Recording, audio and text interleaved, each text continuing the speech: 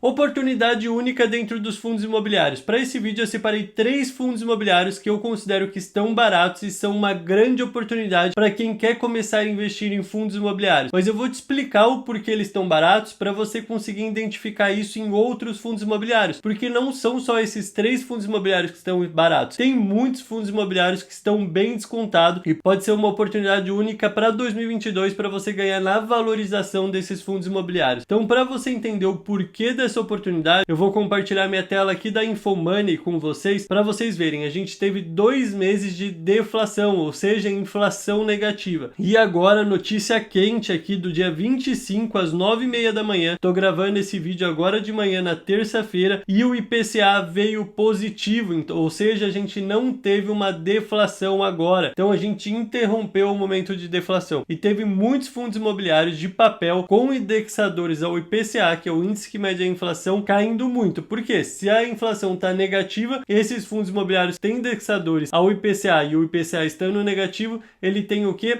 Uma rentabilidade muito ruim, não chega a ser uma rentabilidade negativa, mas muito fora do comum. Então o primeiro fundo imobiliário que eu vou falar com vocês hoje é do IRDM11, um fundo imobiliário bem famoso, que tem alguns investimentos que são indexados ao IPCA. E aí a gente consegue ver que nos últimos 6 meses ele teve uma queda, né? Ele cai e sobe por conta da oscilação do IPCA. Então ele caiu 5% nos últimos 6 meses. A gente consegue ver que no último mês ele teve uma queda bem grande aqui também por conta da deflação, né? Mas agora essa deflação acabando, ele vai subir. Então vamos para a prática para eu mostrar como funciona isso. Então aqui a gente está no site Funds Explorer, vai ter todas as informações sobre esse fundo imobiliário, aqui o rendimento do último mês, a cotação diária, dividend yield, valor patrimonial de 1,06, rentabilidade, valor patrimonial da cota de 95, e mesmo ele estando acima do valor patrimonial, eu acredito que ele pode estar num bom preço e eu vou te mostrar o porquê. A gente conseguiu ver aqui que ele está tendo uma desvalorização, e se eu vim aqui embaixo e abrir o informe de rendimentos dele, que é onde a gente tem todas as informações aqui, ó, relatório, vai abrir o relatório desse fundo imobiliário, e aí a gente vai vir aqui, ó, nessa página 3. Na página 3, eu vou dar o zoom aqui para vocês perceberem um pouco, que aqui vai estar todos os investimentos, como é a distribuição dos ativos. 66% dele é em crise, investimento de renda fixa, e a outra parte é bem diversificada aqui. Mas o principal indexador dele é o quê? O IPCA. 55% dos investimentos desse fundo imobiliário são atrelados ao IPCA. Então ele sofre muito quando o IPCA vem baixo. Mas não quer dizer nada também, porque o IPCA não é um lucro real, é um lucro fictício que é a desvalorização do seu dinheiro. Então muitas pessoas se importam com isso, quando na real é um número fictício ali que a gente não pode considerar muito.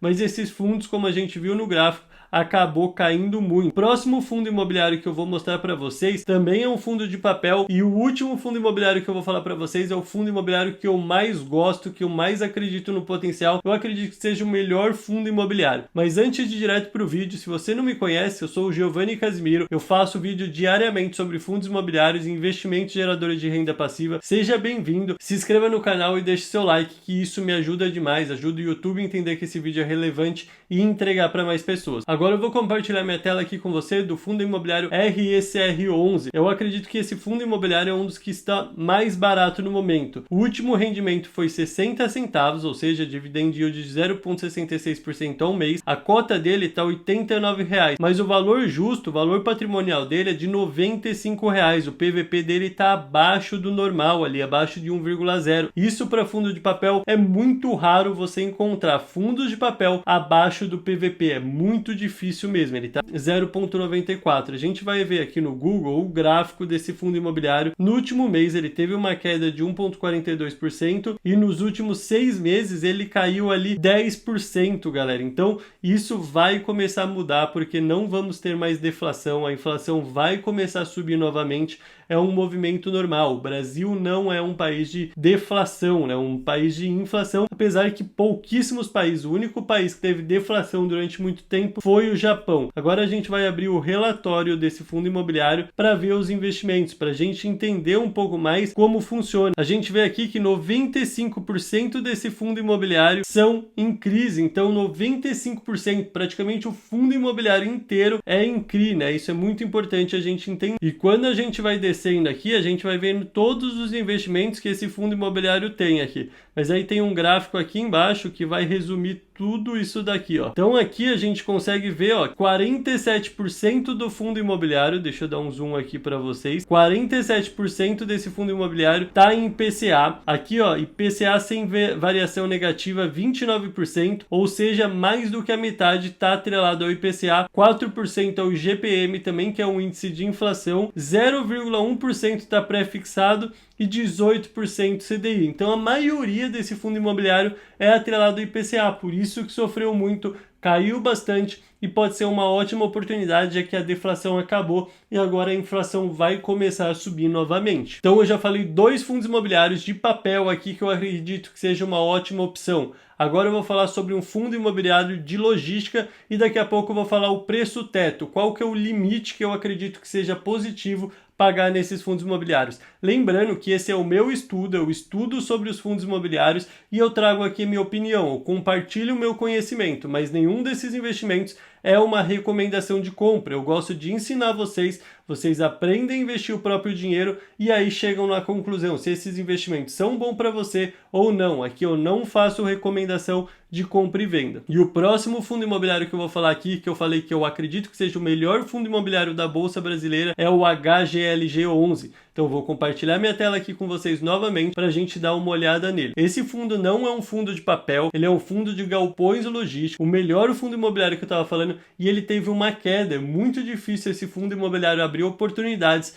para você comprar mais barato. E no dia de ontem ele caiu bem no finalzinho do pregão. Então se você está vendo esse vídeo na terça-feira, pode ser que você ainda encontre ele a um preço bem interessante para investir, mas eu vou falar também qual que é o preço teto, o preço limite para que eu acredito que seja saudável você pagar nesse fundo imobiliário. Então no HGLG11 eu acredito que o limite que eu pagaria nesse fundo imobiliário é R$ 174. Já o IRDM, eu acredito que o limite a ser pago é de R$ 107.